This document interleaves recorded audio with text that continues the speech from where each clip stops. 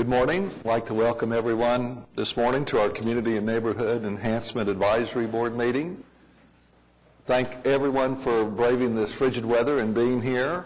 Glad it's not going to last, but certainly makes you appreciate the warm days we have in front of us. First is order of business is approve the minutes for our last meeting, which was in December of 2018. Been moved and seconded. All in favor say aye. Aye. All opposed say nay. Very good. Today, items for discussion action. A, street resurfacing projects. Good morning, Eric. Good morning. Thank you, Mr. Chairman, and welcome to 2019. I think as we get ready to kick off our meeting this morning, we've got some staff that you see in the audience today. We've started to increase our numbers. There's a lot of work that's underway, so you're going to receive a lot of great updates today. Some other items that are included on your agenda is we have some additional implementation plan amendments for your consideration. And then we also have an annual report. So quite a bit for us. One of the new introductions that I want to go ahead and make this morning as we get ready to kick off, I think everybody's very familiar with Brock Miner, and he's continuing to lead our construction charge on the program. But we're going to also introduce Michael Clark this morning. Michael sitting here on the front row in the tan jacket. As we continue to increase our activity, as we start to get into streetscapes, additional sidewalks, the community outreach, as we continue to partner with planning and parks and our city departments, we're finding that we're having to increase our level of management administration on the program. So you're going to also start to hear from Michael Clark here in future meetings as well as we start making additional presentations. And so Michael has been working on Project 180 in downtown. He's also been the program manager over the Oklahoma City Boulevard project. And so he's going to bring a lot of experience to Better Street, Safer City and to this board. So, but with that, we're going to go ahead and have Brock start this morning with the street resurfacing updates, and we'll go through several of your agenda items. So thank you.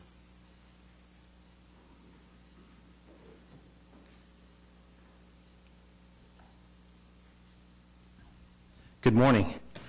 I'll go over item 3A1. We'll do the status update. I may revisit a few of the items since it's been since December since we visited. Last December we went over kind of our process overview, the scoping, construction, and completion, and you'll see that kind of scale on the bottom of all the updates of construction. You'll see it in all the items, but the scoping is when we initially go out there and we usually try to do a core on the asphalt and try to figure out what depths is out there and what our process is going to be. Once we kind of gather that information, put together an engineer's estimate, we'll go into construction. We have different ways we can do that. We can bid that project out, or what we typically do is we go through and use one of our Arterial or our resurfacing unit price contracts and get a contractor lined up to get that construction underway. And then we have a little bit of a completion process there, and we'll go through that completion process all the way until we put that before the City Council to put that into a maintenance bond. And here's our map. It's hard to see everything, but we notice a whole lot more green going on, which is always good. In our Arterial street resurfacing projects, we've approved over 94 projects. We have over 20 projects that have been complete, so the map keeps getting greener, which is good. And then with the residential projects, we have completed 2 of those. We have 2 of them in construction, and then there's 2 more out of the 6 that should start anytime. Hopefully weather will kind of pick back up and we'll get into that spring, summer weather, and so we'll see a lot more of these projects getting into construction and getting completed. And so if y'all have any questions, y'all stop me at any time because I'll keep talking really fast. But here's one of the projects we have, Sara Road. It's out by Sundance Airport, Hefner to Northwest 150th. That project was actually 3 miles long, so it was good to get a lot of that stuff done. 2 of the miles were full reconstruction, where we went in and we reclaimed the existing kind of thin asphalt that's there and incorporate that into the base. We stabilize that material, and then we come back in with our asphalt. One of the miles was in a condition that we could actually salvage what was there, so we do our base repairs and fix anything that needs to be fixed, and then we come back in with asphalt over that. So it's nice to get that one complete. Here we have Southwest 119th Meridian to Rockwell, And it's actually a video. I'll start it in just a second. I just wanted to kind of brief the project. It's an area, I know that on some of our previous meetings, we kind of went through how much drainage is in the scope of the project, you know, and it is something that we evaluate. Large-scale drainage would be kind of outside the scope, but anything that's in the ditches and like this is a cross drain. In this particular project, we had a lot of standing water in the ditches, so we'll address that. We'll try to get that water to drain because it was the reason for a lot of the failures in this street. It just sat there, it saturates that base material and the asphalt. You know, you start to create potholes and things like that. So we'll go in, we'll regrade that ditch, get all the water to drain, and then we'll evaluate any of the structures that are there. This particular one had a cross drain. It's an old, you know, galvanized pipe, and so sometimes those get deteriorated. And so we'll come back in with reinforced concrete pipe and address those and get all that stuff fixed. That way we can get proper drainage and make sure it's not saturating underneath the base and causing any base failures. But here's a quick video of them. It looks like this is, they're working on the cross drain. They got all their bedding material in there. They've sloped that to drain, and here's the kind of the first piece of the end section of that pipe. And so quick little video for you.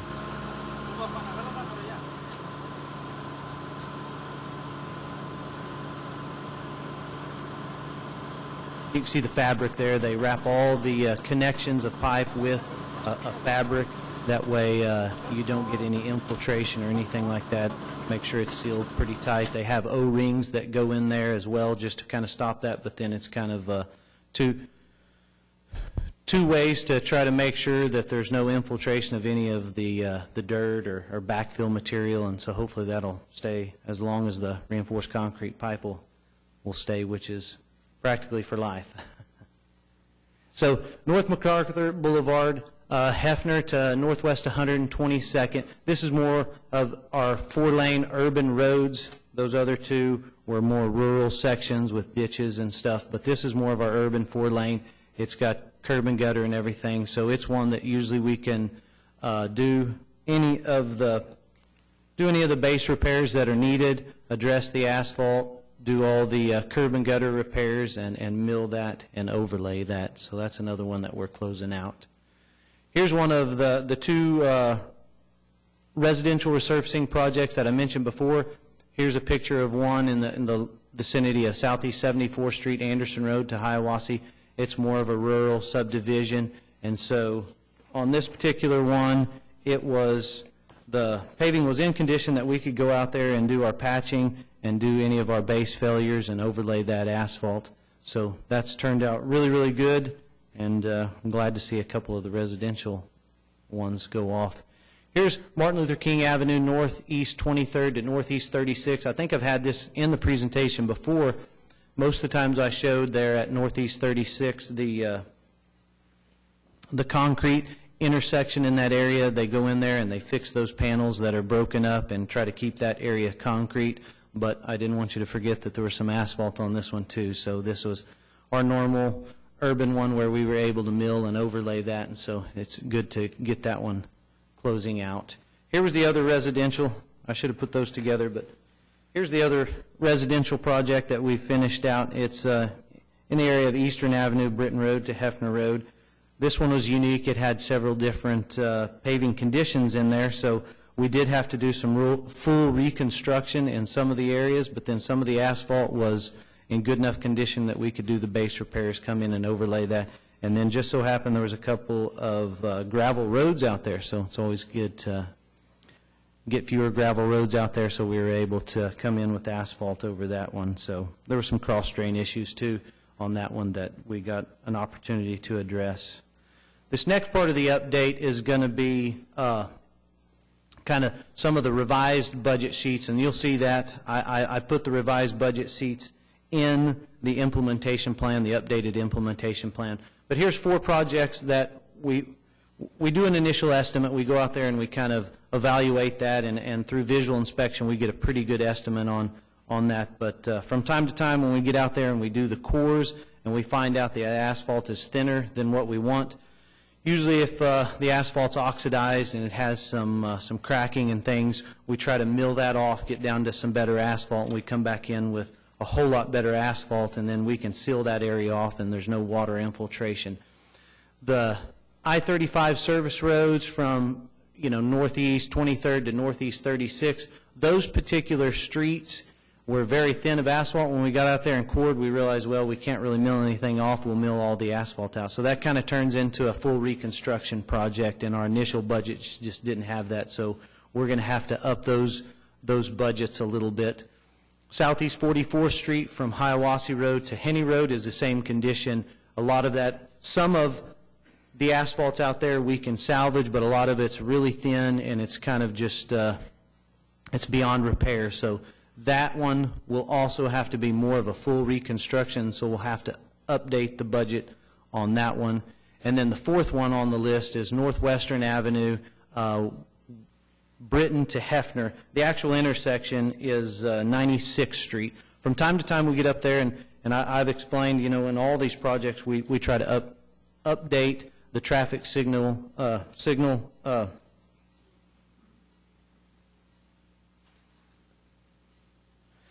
traffic signalization and stuff. And so when we go in there, we always, we have the old loop system, but we're trying to upgrade the loop system to the radar system. But every now and then we get the older poles, which these are real old poles, and the mast arms. And so they don't accept the radar to set on that, and then they don't have access to run wires through. And so when we run into these, usually that pole and that mast arm are out of date, and we want to get a newer one in there. And so in this intersection, we have those old poles, and so we want to take the opportunity to upgrade those. And so we will need some more additional money on those. And so you'll see those budget sheets in the implementation plan, and so I just wanted to bring that to you. And then items 3A2, which will receive the project list and recommend some new residential resurfacing projects.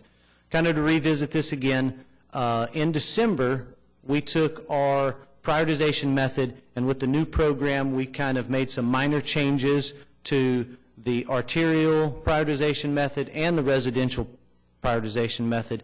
One of the residential things, the minor change that we did, we really wanted to get the number of addresses, for those neighborhoods, and we break those into quarter sections, and so we try to get the number of addresses that's kind of closely related to the residential street resurfacing where we have the average daily traffic. And so we add those number of addresses, and so with the new prioritization method, we run that list. And so at this time, I'm going to present a list of 50. The first page is 1 through 25, and the next one is 26 through 50. Now, we've highlighted the projects that we're going to recommend and bring to you today.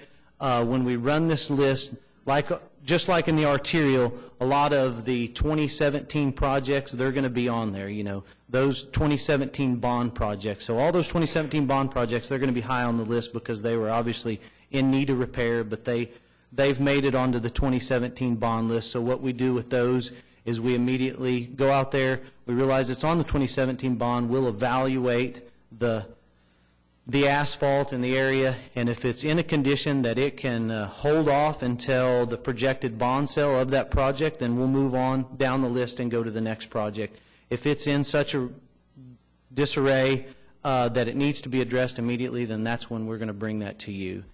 And there's some other ones that we missed on the list that were the 2007 bond that we just haven't got a chance to go back out there and re-drive those to get a new pavement condition index. So we'll go back out there and we'll re-drive those and get the new PCI, but we just haven't had an opportunity. That equipment goes in and it has repairs needed, and they recalibrate that from time to time. And so some of the later 2007 projects, they popped up on the list too, and so we know that those are being addressed, and so we skip those too. And so here's a list of 13 projects that we're going to ask. We're going to ask that y'all recommend those today. To do some quick numbers with you and some statistics, which you'll get to see a whole lot more of that in the annual report, but I'll kind of get the process started with some of these numbers. And so you know, the street resurfacing, there's $168 million designated for that, and we broke that up in as 60% of that's going to go to the arterial, and 40% of that is going to go to the residential. So with the 168 at 60%, that's approximately $100 million.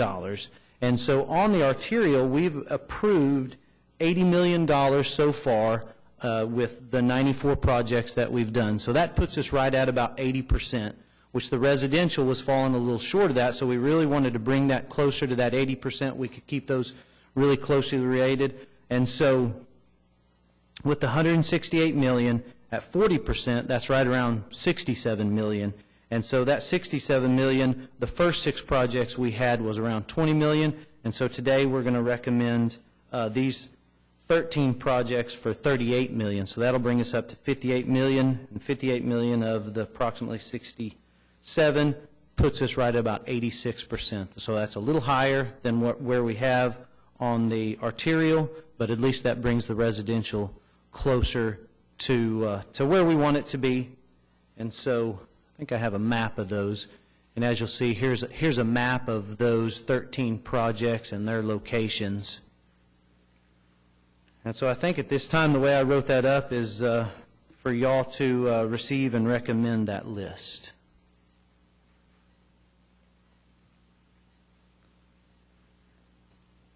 Are there any questions? Yeah, I have a couple of questions.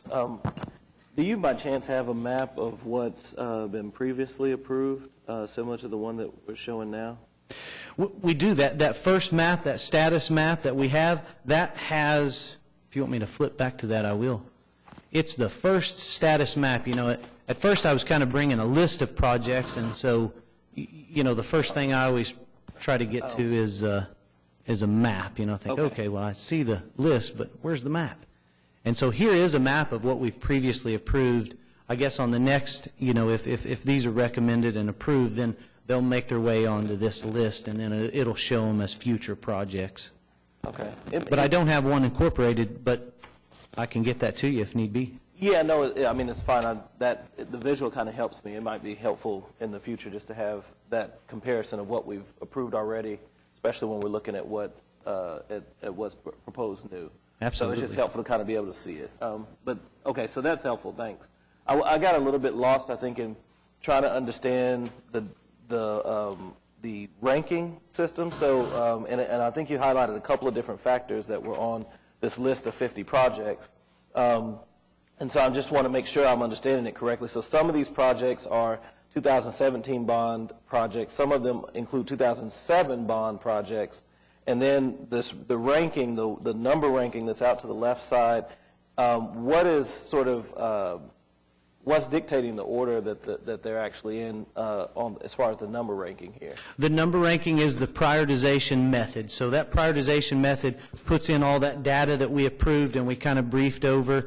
You know, it'll put in the pavement condition index, it'll put in the number of addresses, and then it'll put in the repair costs that we've been going out there, you know, because a lot of times in these areas we'll go out there and do a large scale of repairs, and so when that repair value starts climbing up, then, you know, we put that data in, and then the program rates those, and so that's what it spit out, and so then that's when we immediately start to scramble to go through those and say, okay, well, this one's a 2017, this one's a 2007, let's evaluate the 2017 and see if it's in a condition we need to immediately address that, or if it can hold off to the projected 2017 bond sale. Okay, so that helps. That's what I thought. I just wanted to make sure I was understanding that correctly, because I think you've highlighted ones, obviously, that didn't sort of go like sign with what the rankings were, but it's not clear, I guess, with the information that I have here, why would we be jumping around? And that's really sort of what I'm trying to figure out is,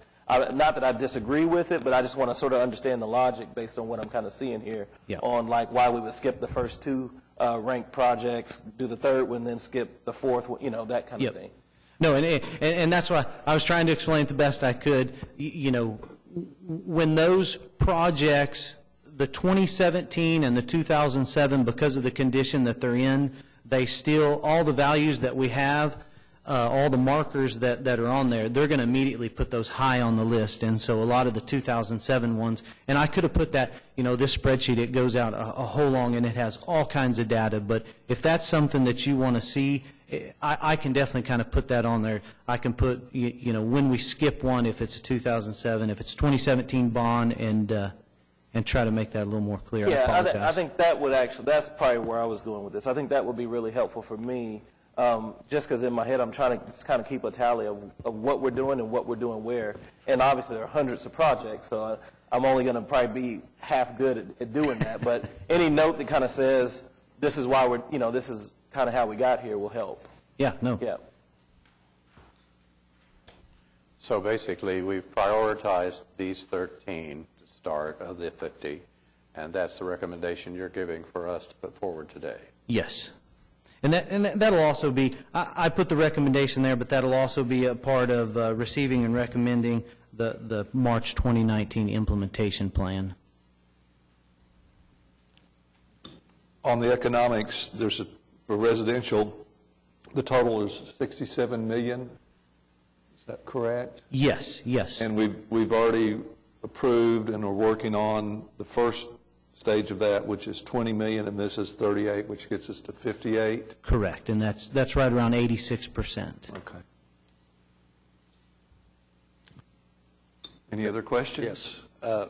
I guess, and this was probably cited to us in the first meeting, but if someone could walk through with me again, we are primarily an oversight for the sales tax dollars, and then we're putting a whole bunch of bond roads or bond-listed roads before us today.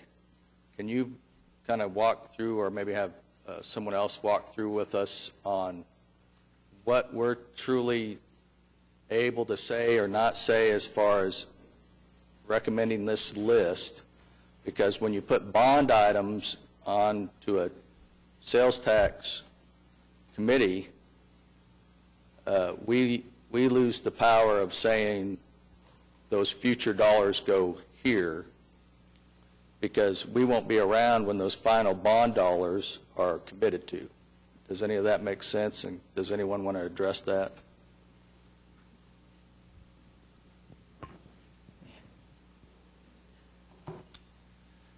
No, very good questions. I was just trying to have staff visit today if any of the ones that we're recommending today are actually going to be bond funded or not. And there's only two of them. So, which two? The two that are,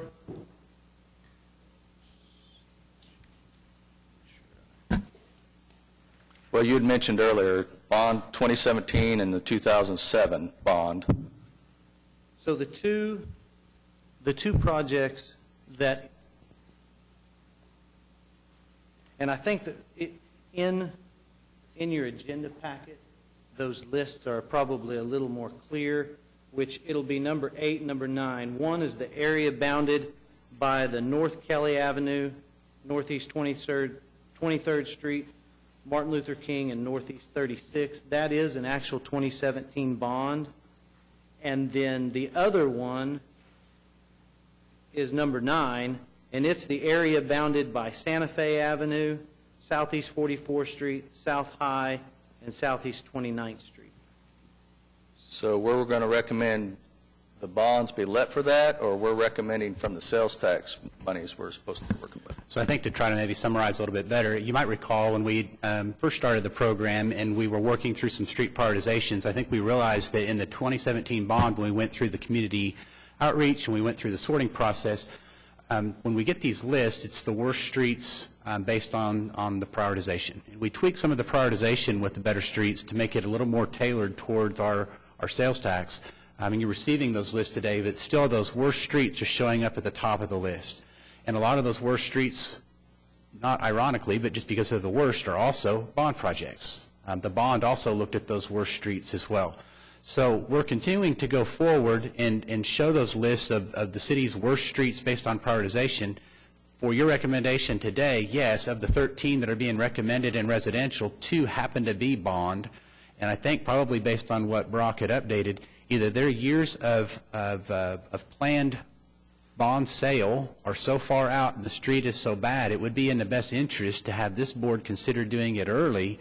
But yes, you would be right. If we do it under the sales tax, the bond advisory committee would be then the committee that would oversee those bonds, knowing now that that street is not required to be done under the bond. They would redesignate bond dollars to other city streets. So we don't lose the dollars from streets. So the streets, the 168 million projected in the sales tax that's geared towards streets will stay with streets.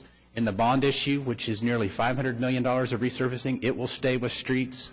We do have two programs that are using a very similar list, prioritizing those projects that are in the greatest need first. So it is a consideration of this board. If we do not want to do additional bond projects, we can remove them from the list. So there are 2 on your list today of 13 residentials being recommended. We could remove from the list. Or staff's review is that they're in a condition needing repair sooner than later. The bond is most likely later, and then that's just part of that consideration. Does not mean it won't get done. It just is a matter of the timing. So I hope that clarifies just slightly. We've tried not to bring just bond projects to you, so I think the other list that Brock showed too showed quite a few projects that were skipped. I think the very first, number 1 and number 2 were skipped. Their schedules are, those projects are probably imminent or underway in the next year or 2, so we're not recommending those. I believe we're probably recommending ones that are more towards the tail of the bond program, but we're happy to receive whatever direction the board would like. So I had a little bit of a comment, just maybe more for the board actually than for staff, piggybacking on what Mr. Taylor was bringing up, because I think it hits around some of the same questions I'm trying to understand myself. And I can actually speak to, based on what Mr. Winger was just saying, like the number 25 project, that one that's bounded on Kelly. I mean, the neighborhood's in bad shape. So, I mean, I'm very familiar with this in very bad shape. So I understand sort of why, I understand that logic. I think there's the other side of the coin for me in thinking about, I mean, maybe selfishly, this body and sort of what we have the opportunity to do with the resources. And so thinking about what can get done, I mean, the more we spend on bond projects that would get done at some point, theoretically anyway, the less, dollars there are to spend on maybe some other projects that may or may not be funded in the bond, et cetera, to sort of further the overall work of this committee and the opportunity of the sales tax being able to really catch us up on streets. I think at the end of the day, maybe it just is a matter of how much of that we want to sort of influence, or I, at least with my vote, feel like I should influence versus waiting to see what happens in the bond advisory committees, 5 years from now, as far as what gets funded. And that might speak to what you're saying as well, as far as bond projects versus what we would look at here. And I can say that knowing very well that item number 25, definitely a high priority resurfacing project for my community, for my ward, but also something that's already funded to get done. I have a comment about that. This tax proposal was passed because people wanted to see improvements in streets. So if we let a street go that was funded in 2007, 12 years ago, and it's continued to deteriorate for another 5 years, then public perception of what we're doing is diminished. So I can see the wisdom of really taking care of the bad streets. If the money continues to go forward at the bond projects later on, I'm more concerned about how we're perceived as actually doing what the community wanted. So you may recall, I think one of the first actions that we took a year ago was to do 16 projects, 2 in each ward, and they were the top 2 projects in each ward, and all 16 were bond funded because those were the top 16 projects in the city. I think we've tried to listen, and we're trying to bring recommendations that it's a mix. So I would say that obviously in this list there's 11 that are not bond funded that are on the list today, that are the 2 that are. But yeah, we'd be happy to receive any direction from the board on seeing additional ones as needed or not any further at all. It's completely at the discretion of this board for that recommendation. So I appreciate Mr. Johnson's comments too, because that's kind of what I was, that was sort of maybe the feedback I was looking for. I think what I would sort of generally say is that maybe, at least for me, having more information on when we're making those decisions will help. So if it's a matter of notes, and I know you guys have massive data in these spreadsheets, right? But even if it's just a matter of notes so we know where those things are taking place, at least for me, it just helps me to keep tally of that and know kind of where we are. But I kind of lean that way as well as far as thinking about this. Again, just thinking about at least that neighborhood. I'm not as familiar with the other neighborhood that's a bond project here, but I know that one is in really bad shape. So I think, as Brock mentioned, so this list we're looking to either receive or amend and receive. This is also in the implementation plan amendment that's going to be presented a little bit later in the meeting. So you're actually going to see this list twice. But happy to answer any additional questions you might have about the residential recommendation list. I would make a motion that we put forward these 13 as advised. It's been moved and seconded. All in favor say aye. Aye. All opposed? Very good. Passes. Thank you. And This thank you for all your ideas and looking at this from different directions. Yeah, absolutely. I mean, one of the things we look at is the number of work orders, and the cost of work order. And on the two that were the sales tax, they have 183 work orders, 199 work orders respectively, and 147,000 and 130,000 that we've spent on, work orders. And so that's why they kind of ranked high on the list, and why when we went out there we evaluated them, thought they needed that. At this time, I'll turn it over to planning and let them go over some stuff. And Brock, go ahead. I've got one question. As far as future maintenance, the video you showed an area that was holding water that was a riparian challenge to the road that was resurfaced. As that occurs in the future, Mother Nature will sometimes be very sneaky in where she comes with water on a road after it's completed. Where will the funds come in the future to address future maintenance situations? all of those projects, when we close those out, there'll be a one-year maintenance bond, and before that one-year maintenance bonds, we'll go out there and reevaluate it and try to figure out if there's any issues like what you're talking about come up, and if that's the case, then obviously we'll have the contractor go back out there and revisit those issues if we see them. So there is a one-year maintenance bond on those projects for them to come back out there and make sure that there wasn't anything missed. And then other than that, in the future, we'll always have general funds, and then hopefully as we, our program develops and we get all of those streets in, we'll continue to go out there and assess those streets, and then hopefully we'll continue to readdress those, and it'll be general fund or other sources of fund. It seems a high priority that we've spent this money and have a beautiful road. When this is completed, I think it's imperative to try and maintain that investment in the future. And you're saying that will happen? Yes. Even if it's past the one-year bonds? Yes, absolutely. We'll continue to evaluate that street and put those priorities on the list with the rest of the priorities. But hopefully, the work that we're doing, it'll be 20-plus years before anything really needs to be done. Like you said, obviously, Mother Nature has her way, and we'll address that as it comes up. Thank you.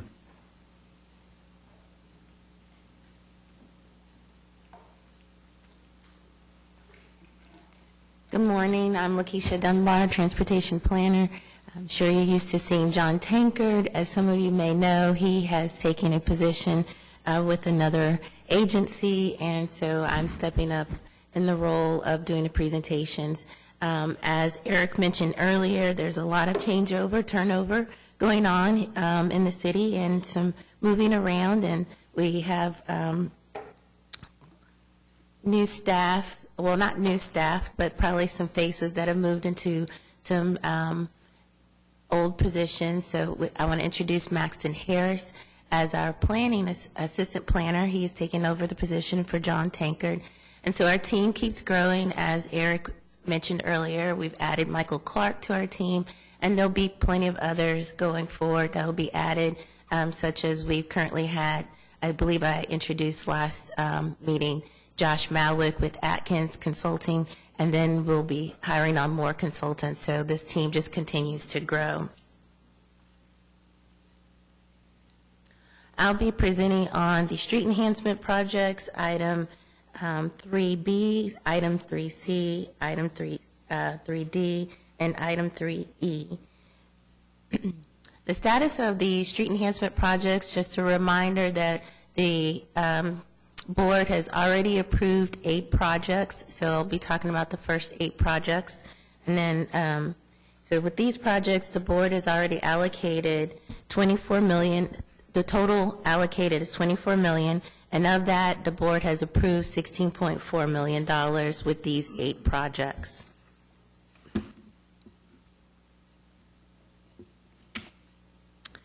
Of those 8 projects, the first 4 projects that are moving along have been advertised.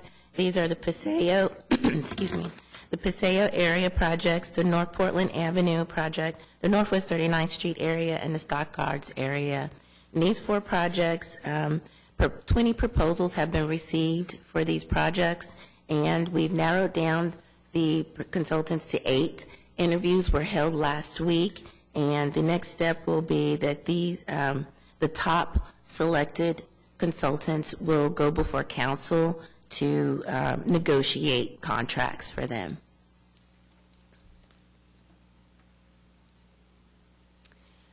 The 5th project, which is the Walker Avenue project, it's shown as number 8 on this map, has been advertised. 11 proposals were received back in early January, and we are currently working through the process of shortlisting the 11 proposals.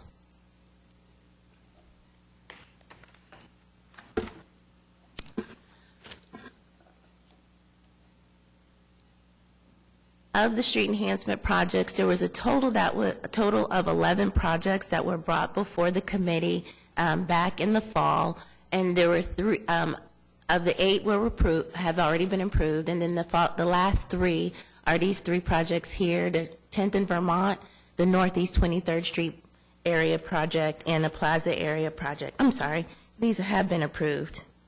I'm sorry. These are projects that have been approved. They're part of the first 8 that were approved. And these projects are projects that were assigned to on-call consultants. And 10th and Vermont was assigned to CEC Consulting, and the Plaza area and the Northeast 23rd projects were assigned to Atkins Consulting. The 10th and Vermont project is currently going through a traffic study, and the Northeast and 23rd Street project, we kind of held off for a while there. We were waiting for the ward, the council member for that ward to be seated, and now that that council member has been seated, planning staff has met with the council member and has brought the council member up to speed on the project, and we're ready to begin kind of stakeholder process and preliminary scoping for that project.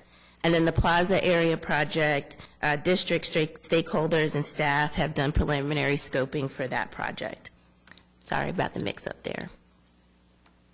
Got a little ahead of myself.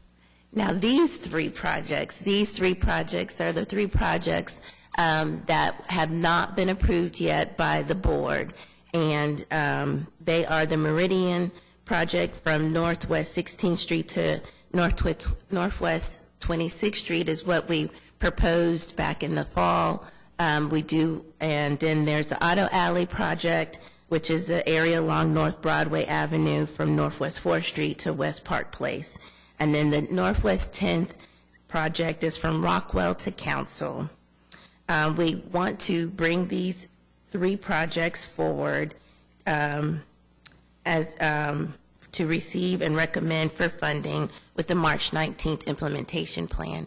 And at this time, I want to ask Sharita, would you mind jumping down to section F of the implementation plan? Thank you. I have to go all the way down. Okay, thank you.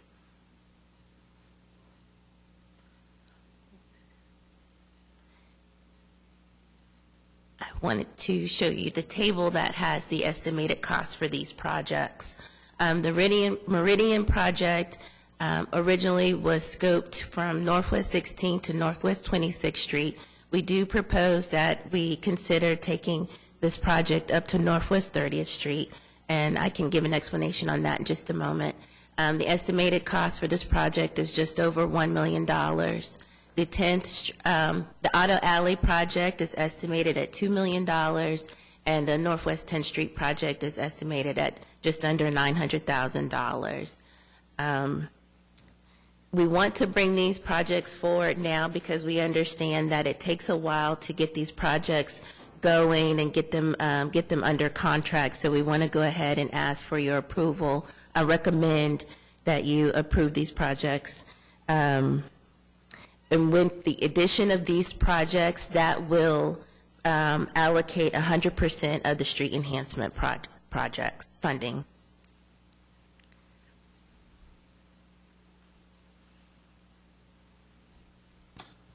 Are there any questions on the street enhancement projects?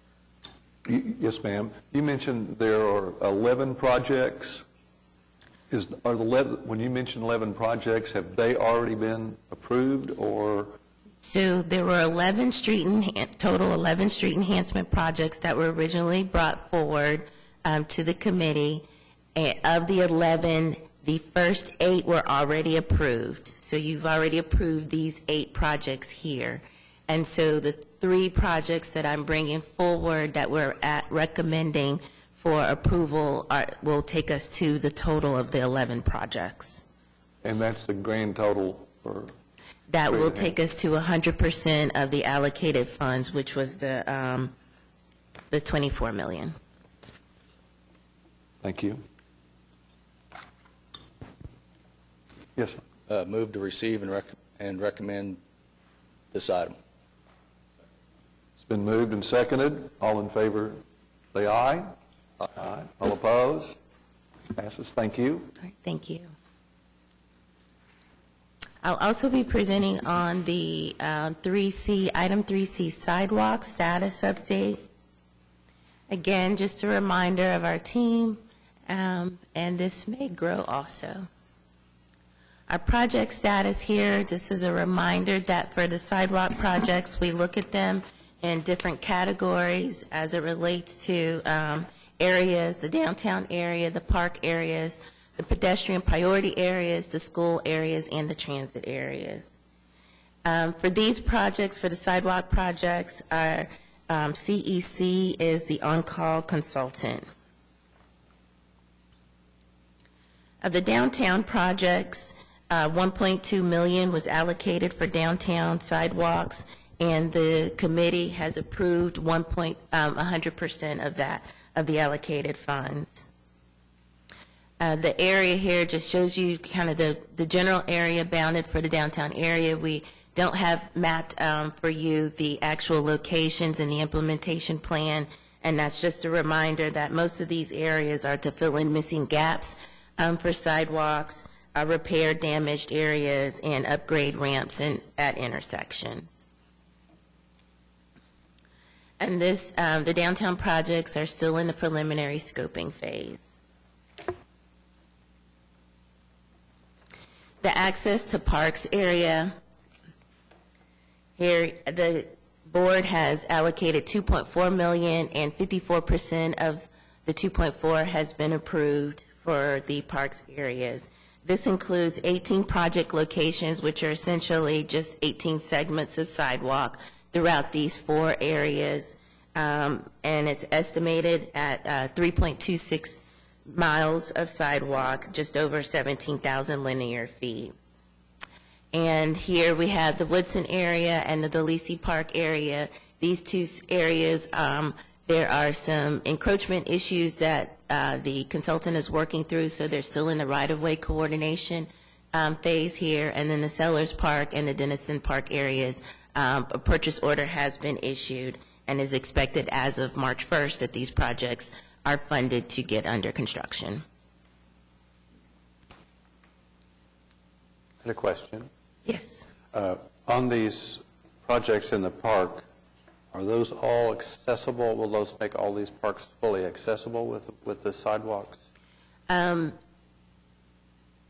Fully is, there are segments of sidewalks that are being proposed to access the sidewalks. I wouldn't call it fully accessible, meaning will all approaches to the to the parks be accessible? If you're saying that from that perspective, no, not all approaches will be accessible, but we are providing some approachable, some approaches to be accessible to the sidewalks. Does that What's answer? our typical width of a sidewalk in those locations? I believe it's 6 feet. Okay, 6 feet. thank you.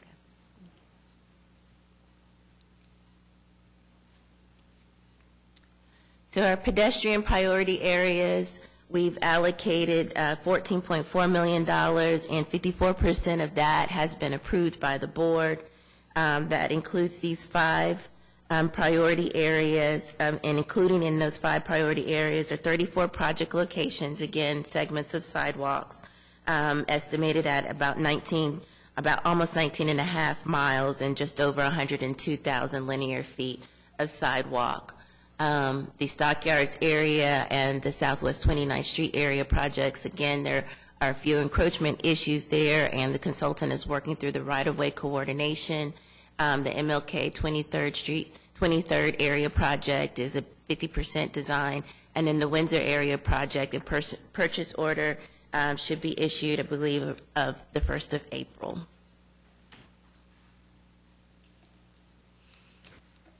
Access to schools. The access to schools areas, we've allocated $3.6 million, and 47% of that has been approved. The 4 schools areas listed here are in the purchase order phase, and they are, so the purchase order has not been issued on this yet, but they're drafting the purchase order at this time. And this includes 17 project locations and about 14.25 miles of sidewalk.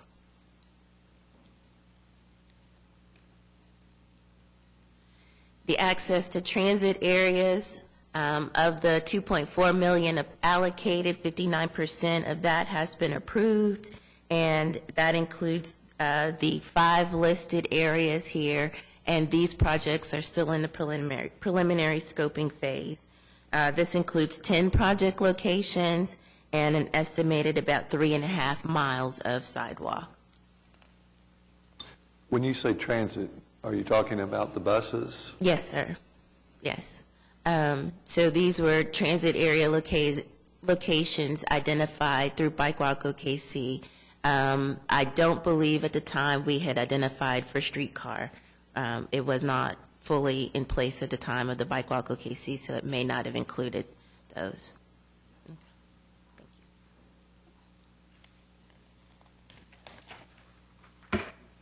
So that is all I have on sidewalks.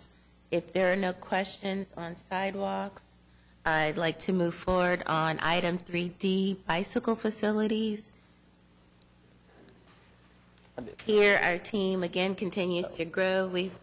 Sorry, I did have a question, because I was trying to see where it might have come up between the pedestrian priority areas and the schools, but there is an area that essentially is 30th, Northeast 30th to Northeast 36th Street. It's actually along Prospect, I should say, so Prospect Road between Northeast 36th to Northeast 30th that currently does not have any sidewalks. That's the location of Thelma Park School. I shouldn't say any sidewalks. That Prospect does not have any sidewalk. It's the location of Thelma Park School, which thankfully is a school that's also remaining open with Oklahoma City's new sort of pathway forward plan. And so there are some desperate, I think, and missing connections between that school and one of the larger public housing areas we have at Stooner Haven at Northeast 36th Prospect. And I've raised it a couple of times and got some feedback, but I've also just gotten a lot of feedback from constituents and was curious, because it wasn't evident to me here, to see if if you all as staff have any feedback on any possible opportunities, or where the sidewalks that are being proposed here might help to improve the conditions in that area as far as walkability and access. We currently don't have any sidewalks proposed on Prospect in that vicinity. We have received the request from residences. There is sidewalk along the Thelma Parks Reese School segment, just that piece of property. I believe it's from 30th, just along the segment of road, probably almost to 32nd Street. There are some concerns about the topography through there in that area. There's a pretty large swell that leads down to a creek crossing, so that may be one reason why it hasn't been identified directly. We have added the request to the list, and we can continue to look at that. At this time, we have not. It did not rise up in the ranking with the prioritization that we have. That segment also does not have the transit route is further north. It's not along that piece, so that might have been another criteria that it didn't meet at the time of the review. So we can continue to look at that if there's a... Yeah, I think, and I know I'm being super specific about it, but it's probably the thing that I've actually heard about the most since I've been on this committee. And then also, I mean, I just regularly see kids having to walk through that same creek, actually, to get from north-south, because I think Prospect, the way that the street's set up, is the middle street between Kelly and Martin Luther King. So and most of the kids actually stay north of the school. So unless the kids were going to walk around to sort of the arterials, then, I mean, that's sort of where you see, like, I mean, every day, a sort of pretty decent number. So I just want to make sure I'm not missing an opportunity to at least advocate for that. No, and I think as a part of our discussion earlier this morning, too, I mean, obviously from a Better Street, Safer City community advisory perspective, we'd like to receive that additional input either here at the meeting or just through email from you directly to staff. I mean, it is important that we maintain those lists. If it's not funded by the sales tax, we also have bond funds and in some cases grant funds or other partnership type projects that come up. So having those reported to us, even though it might not be one that we can attack here and make sure that we get it on this program, there are other programs of the city. So please feel free to share those as they come available. Thank you, Eric. Another question real quick, and you brought this up. I know we're having a number of school closings in Oklahoma City. It would sure be a waste to build a sidewalk accessing a school and then have the school closed. Yes, we have already begun to identify which schools may be impacted.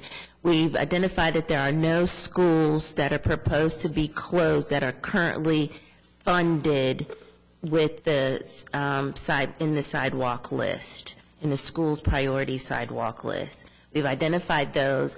There are some schools that are in our priority areas, the PPA areas.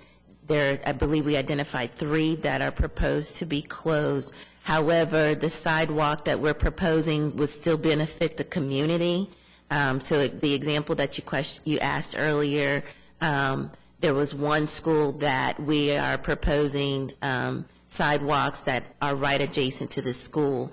We still feel that we want to continue with that particular segment of sidewalk because it will still benefit the community. It's along 36th Street, which is an arterial that carries a bit of traffic, and so we still believe that it should be constructed. The other 2 schools, there was no sidewalk identified in the PPA area as a priority, and so so it should not be a direct impact that we will be providing sidewalk to schools that will no longer be open. But we have already started identifying that.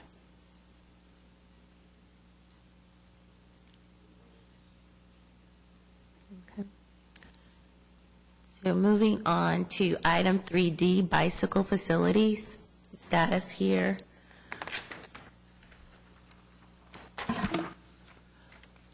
With the committee has allocated $12 million for bicycle facilities, and of that, 53% has been approved, and that includes these 11 locations. And pretty much the status here is they're still in the preliminary scoping phase. There is quite a bit of overlap with some of these projects with other funded projects such as bond projects or other funded sidewalk and street enhancement projects. And so we're trying hard to make sure that we coordinate all of these projects. An example of that is the Stockyards project is overlapped with, there's street enhancement funding and sidewalk funding for the Stockyards area, and some of these sidewalks connect to that. We also have the Chartel to Deep Fork project. It is, we're trying to coordinate it with the Deep Fork Creek Trail, which has a large amount of funding, and it's being coordinated with ODOT. And the Southwest 25th Street coordination, there we are trying to coordinate it with this scheduled resurfacing project. And the Villa and Grand in the Independence area, those projects we're trying to slow it down just a little bit because of the BRT. So there are areas that are overlapping where the proposed Northwest BRT is coming through, and we want to make sure that we do, good coordination of those projects in those areas. So right now, all of these projects are still in the preliminary scoping phase. That is the status I have on bike facilities. Are there any questions?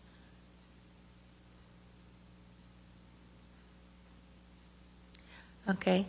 And lastly, I will begin the report on item 3E, trails. Here, just an overview of all of the trail projects, the status of the 9 project locations. Reminder that 40%, which includes 2 of these projects, was allocated for new projects, and that's the Deep Fork Phase 3 at $3.2 million and the Lake Hefner Trail at $1.4 million. And then the remaining 60% of the funding here is allocated for existing projects, and so those are all listed here. The 7 projects have been identified for resurfacing, repairs, and signage, and that's a total of just over $6 million of the existing projects. Lake Overholser is one of the projects that's kind of up and coming. It's under contract. Design is under contract, and this was broken down for just over $300,000 for resurfacing and just over $200,000 for signage. And then the Burt Cooper Trail is the one that's probably the most furthest along. And at this time, I'm going to turn it back over to Brock, and he's going to give you a little more detail on the Burt Cooper Trail. Thank you. I'll do the construction update on this. Obviously, the sequence map is still the same. We started out there with all of our base repairs and our edge repairs, got all of those things done. We did all the crack sealing and kind of got everything ready to overlay that. And so about the time the cold weather hit, and so we have got about 30 to 40% overlaid. We started kind of on the west end, so to speak, phase 1, and we've moved all the way through the golf course, and that's approximately where we are. With thin lifts like this, we always kind of err on the caution side.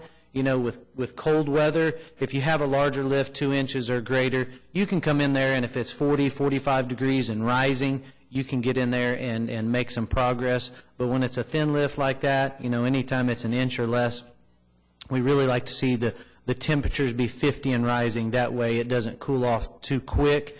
And when it cools off too quick, we can't get our density. We can't get the compaction that we need. So we kind of caution on that. And then this is just time of year where, December, January, February, you don't get a whole lot of 50 and rising days. And when you do, it happens at about 2 o'clock, and then by 4 or 5 o'clock, it starts cooling off really quick. So it's hard to get a whole lot of production. But hopefully spring's coming right around the corner, and we can really progress through that, because that thin lift, that will go really quick once they can get that going. And we're constantly working with Parks and Recreation and making sure that we're not impeding any of the events that are out there, and that'll be a lot of coordination going forward. So we hope to see a lot of the trails, a lot of progress on the trails, this spring and summer. And so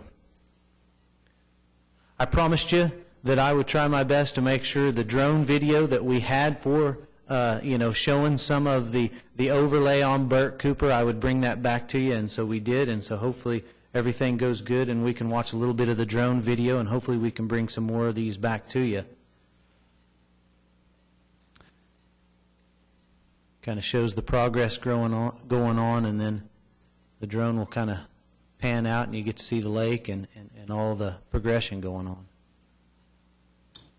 Brock, is that the replacement on the southwest area of the lake? Yes, absolutely. That's right there on that west end, and as I pan up that area where all the trees were, that's where they did the root mitigation and stuff, and that root barrier, and all that's going to be new trail, and we'll overlay that with the rest of it. We're looking south? Correct.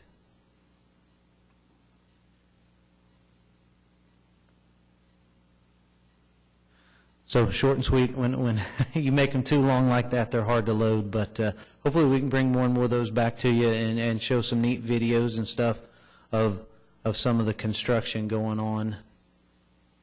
And if I'll move on to the item 3F, the implementation plan, unless anybody's got any questions.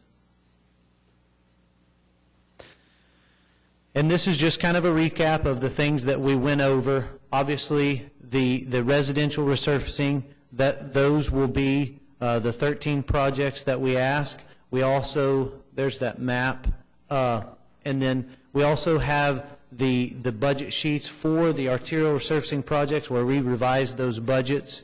And as we have, a lot of these projects, they do fall under budget, and as we close these out, we can kind of bring a spreadsheet of all those projects that are falling under budget, because a lot of them are falling under budget. We do a pretty good job with our initial estimate, and then every now and then we run into the issues that, like I explained before, that kind of outside of what we thought, and so we want to address those, and that's why we bring those. So part of the implementation update will be those. It'll be the 13 residential resurfacing projects, and then the 3 street enhancement projects that we just looked at. And there's the map of those 3 enhancements. And so at this time, we just ask that you'll receive the March 2019 update to the implementation plan and recommend adoption of the updated plan to City Council. Any questions? Get a motion on that, please. I'll make a motion to receive it and then present the update to the council. Thank you. It's been moved and seconded. All in favor say aye. Aye. All opposed? Very good. Thank you very much. And I put the implementation plan. We always try to give you those printouts, and so the front page will be the March update, and so you can get into your binders and put those things in place where they go. And at this time, I'll move it over to the financial report.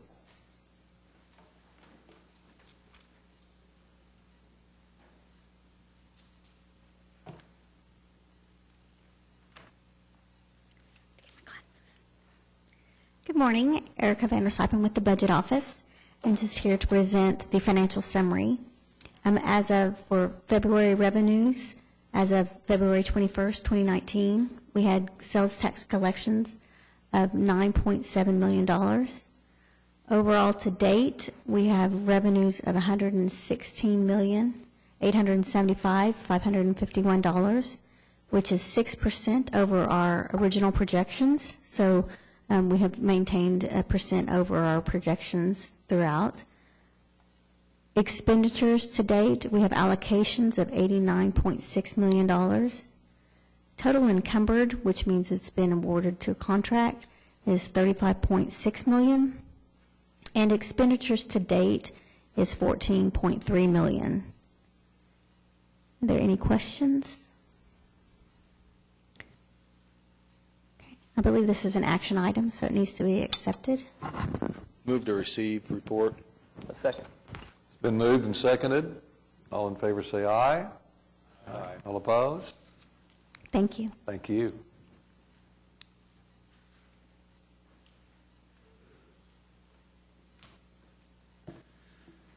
I think what we have next in your packet is actually the director's report, and included in the director's report we have the presentation of an annual report. You should have a copy hopefully in front of you. So as we get ready to kind of open this, one of the things that we had a goal this year was to be able to produce an annual report that would show the progress to date by the Better Street Safer City Advisory Board. And so I'll be presenting with Jeff Butler from the Planning Department and also Doug Cupper with the Parks Department some of that status. But with your receipt of this today, the goal is to actually be able to place this not just in hard copy, but to also go online. This is also an item that would be forwarded to the City Council.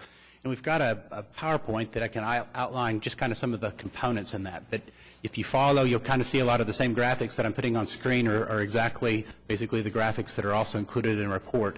And it just really starts off with a summary. What I would mention on this annual report, with all the data that you've received today, this is a report through December 31st. So this summarizes everything for 2018. It will not include any of the approvals that we just did this morning. So as we go in there, if you look at some of the percentages, for example, you heard today that with your approval on the resurfacing, we're at 80% of the funding allocated. We're at 100% on streetscapes, about 55% on sidewalks, 53% on bike, and 89% on trails. You're going to see some of those percentages a little bit different in this report because it doesn't include the 2 full months of work and activity that has already occurred in 2019. So as we look at the report, we do include an overview and a summary that shows the $240 million projection for the 27-month term, and of course it includes the breakdown or the allocations that were received by this board into the 5 project categories. $168 million for resurfacing, 24 for streetscapes, an additional 24 for sidewalks, 12 for trails, and 12 million for bicycle infrastructure. You'll find that there's a breakdown in a graphical format as well that's included just to kind of show the percentage. 70% of the funds are allocated towards the street resurfacing, which is something that we talked about very early in the program, addressing the city's top priority of better streets citywide. But of course, as we look at our transportation system, it includes the categories for several of the other components as well. When you look at page 5, you'll find that it includes revenue, encumbrance, and expense. So you'll see as of December 31st, we had collected $96 million, encumbered $43 million, and it had nearly a $10 million expense at that point. And so considerable activity on the program in 2018. We included the process in the annual report as well, and I think that was something that we actually discussed quite a bit again this morning. And I think as we review, a lot of the public outreach was done originally as a part of the 2017 bond program, and we brought a lot of that information forward. And so we've outlined that in the process. What we've also talked about is how we got to the point of creating an implementation plan by collecting project ideas, going through a lot of mapping exercises, and then also going through a project ranking and priority methodology. So I know that we spent several months on that last year, and we've tried to summarize that on pages 6 and 7 that are in your report. And then the next part of the report moves into the actual project categories themselves. And so this is where I will share part of the presentation with Jeff Butler and Doug Cupper on the street resurfacing. Again, I don't think that there's any doubt that we know where we're headed with the arterial and the residential, but for those that may not be familiar with the program, we think that this report will be most helpful, especially for somebody that's maybe new to the city or just wanting to know a little bit more about better streets. But as of last year, we were at 51% of the total funding authorized. So with a little over a 2-year program, we collected that first year's revenues. We had authorized about half of that streets resurfacing money, launching out and making sure that we're showing a lot of progress. This just goes and summarizes some of those other components. A map is also included. These are some of the example photos that we've also included in the street resurfacing, just to show some of that progress as well. And then this is the summary of the street resurfacing categories that were approved as of December 31st. With today, we've obviously added to this map. And so in our report, say, for this year, and with additional authorizations that would occur in 2019, this map would be further enhanced. And so this is just those resurfacing projects. Just as a reminder, the ones that are more in a box, that's the residential. The ones that are more of a line, those are our arterial streets. And this is the totals that we can show for the end of year. We're able to do some additional things like 90 ramps, ADA accessibility ramps, signal upgrades at 21 intersections are part of that approval package. And then some of the larger numbers that start to really tell the story, about 9,500 linear feet of curb and gutter as we continue to improve city streets citywide. Going to move the discussion to Jeff Butler, who's going to further on the report on the enhancements and some of the other project categories.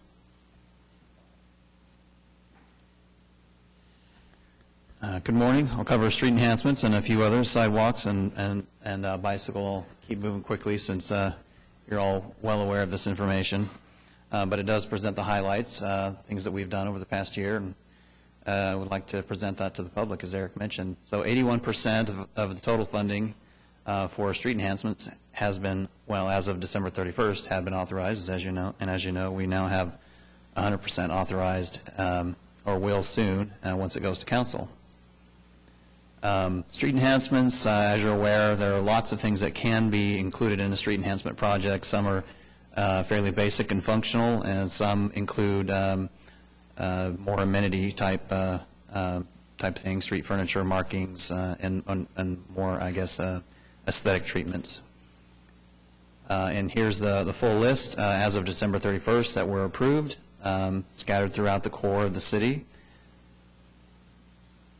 And this chart is included in the annual report and includes all of the approved projects and where they are. As you can see, they're in different places, some of which are little moving forward into the design phases, and consultants have been selected. And Mr. Dixon was also involved in that selection process. We're grateful to him for doing that. Moving on to sidewalks, you can see on the pie chart here, just kind of a refresher here on how we split up the sidewalk money. Most of it goes to those pedestrian priority areas, which include all kinds of uses, such as schools and parks, and kind of a more higher density residential areas and so forth. And here are here's the distribution, and the different colors there show the types of projects, which include park, schools, commercial districts, and transit stops. And the numbers on the side there show once the money is all spent and everything's constructed, these are the impacts that it will have on all of these uses, parks and schools. We'll cover 70 schools and a lot of commercial districts and many, many transit stops. So at this point, we've authorized 55%. We'll be bringing back to you additional projects in the near future. Right now, there's plenty of work for the contractors to do, but we will want to stay ahead of that. So bicycle infrastructure, similarly, 53% of that has been authorized, of the total allocated money has been authorized. So this could include anything from a really basic, what we call a sharo, in other words, sharing the street, just a marking on the road, to a protected bike lane, which includes striping and some green paint and some delineators or bollards, if you want to call it that. And in some cases, it might even include off-street facilities, a little bit of a trail section, if that's what's needed along a certain corridor. But typically, it's going to be a bike lane or a protected bike lane. So as Lakeisha mentioned, a lot of these are kind of clustered together in terms of their progress. So we haven't really seen a lot of separation, but we are progressing and moving forward with our design consultants. And here's just a map showing where all those different projects are. And I'm going to turn it over to Doug to go ahead and cover trails, unless you have any questions for me. Okay, thank you. Thanks, Jeff. Good morning. There is a slight error on this screen. The printed document that you have actually shows us at 89% expenditure or authorized. We hung on to 11% because as we design some of these, we want to make sure that we can afford to carry the projects through. So even though you've seen 100% of the projects and you have approved 100% of the projects, we haven't obviously spent all those monies. Brook Cooper is our first, as you saw from Brock's presentation, it is being resurfaced. A lot of the work has been done, but But as we entered into the winter months, unlike last year where we were able to accomplish a lot of work this time of year because the climate was more mundane, I guess would be a good term for it. We went into the deep freeze, and a lot of moisture and things along those lines is not conducive for doing a lot of pavement. But to move on to the designed ones that we have, the Lake Hefner connection and the Deep Fork Creek. Deep Fork Creek is a little further ahead than the Lake Hefner connection. Deep Fork, since we are partnering with ODOT on the design and functionality of that space, because a lot of it's going along their right-of-way, they've kind of taken the lead on that design, and it's a little bit further along. We're getting a little more assets out of it as it's being designed, and we hope to bring those design facets back to you in a later date as we get a little further in the construction drawings. But it's a dynamic Deep Fork trail system. I think it's going to be great. Part of that Deep Fork design contract involves our signage package. They're doing the final engineering for all the footings of the approved sign package, the wayfinding package. So Burke Cooper will get new signs as soon as that sign package has been done by the contractor that's designing the Deep Fork. So actually, Burke Cooper will have new signs before anything else, but it's still in the design phase. All of the reconditioned trails, the Katy Trail, the Oklahoma River Trail, north and south, Lightning Creek, all of those will get the sign packages added to the resurfacing package. Again, we have to finish the design criteriums for the footings and those sort of things as part of the Deep Fork. You can see where we're at. Most of the trails are in the scoping phase of things. Weather conditions have stopped us from getting any of those projects out, and then of course the Lake Hefner is in the scoping phase, and we hope to move that one forward as soon as possible as well. I'd be happy to answer any questions. Yes, sir.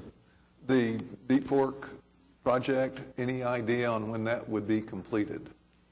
We're hoping to have the design, I think, probably by midsummer is what we're really striving for. There was some complications in getting the contract through all of the signatures and things along those lines, but we hope to have that one well underway by midsummer, probably by next fall. We should be in probably at least 65% by next fall. We should be under construction for it sometime in 2020 is what I'm trying to get at. That's what we're striving for. This is a really, really important link, and people have been waiting for this for a long time. It connects the South Grand Trail, let's say the trail that comes east. The Katy Trail and along the interstate system and then connects to the Katy Trail situation, which starts somewhere in the area around McGinnis High School and goes out and connects to the Katy Trail, which will be a very difficult trail to build since it's along the river there. But that's a welcome bit of information. That Deep Fork Creek is a tricky little son of a gun with the depth of the creek and where it crosses neighborhoods and streets. But we're underway, and we're excited about bringing something back to you all in the very near future as it relates to the design of that. Any other questions? I'll turn it back over to Eric.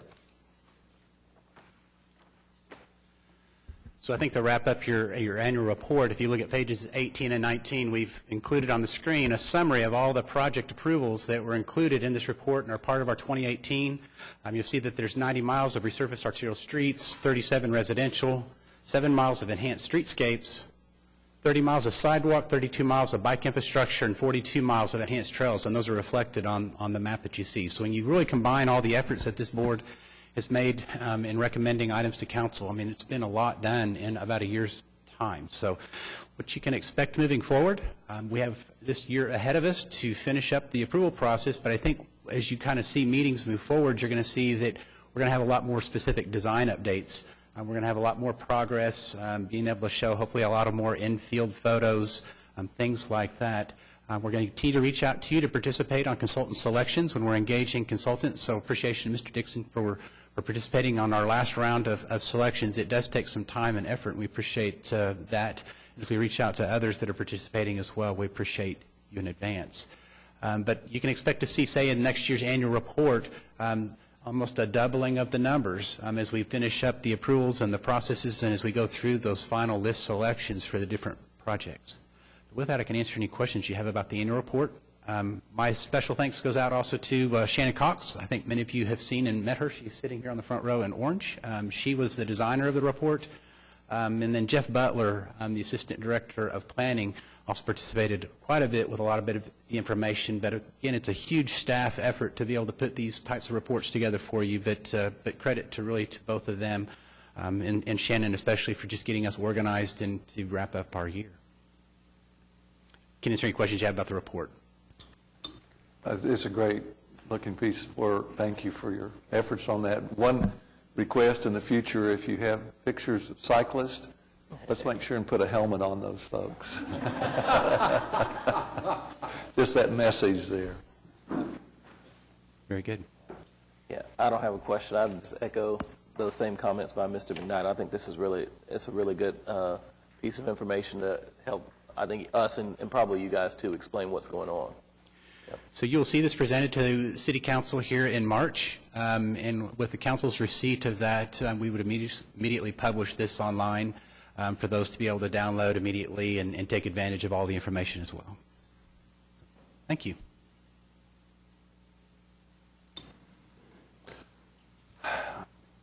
Number 7, any comments from the board? Yes, Michael. I do, Mr. Chairman. Thank you. Just for the record, as some of my crews are working south of Peebly, 59th to 74th, just so people are aware, and councilmen from Ward 4 may be getting calls or concerns, with the roads closed on 59th and Luther Road for the turnpike construction, we have delayed that building, but as soon as they open those streets up, we'll be able to surface Peebly. Primarily don't want to put people on a detour into a detour. So we're patiently waiting for the turnpike. I do have a procedural question. I know it's not your bailiwick, but can we expect to see Ward 2 and Ward 4 represented by our next meeting? So very good questions. We have had 2 board members that have resigned. I do understand that the selections or the identification of selections for those wards is active and underway, but we do not have names that we can share today. So hopefully soon. Thank you. Any other questions? Thank you. Any comments from citizens? Very good. Certainly appreciate everyone's effort in moving this forward. I think we can certainly see where we were and where we are at present and where we're going. Thank you all. Appreciate all the staff input and appreciate all the input from the board. We're adjourned. Thank you all. Be safe.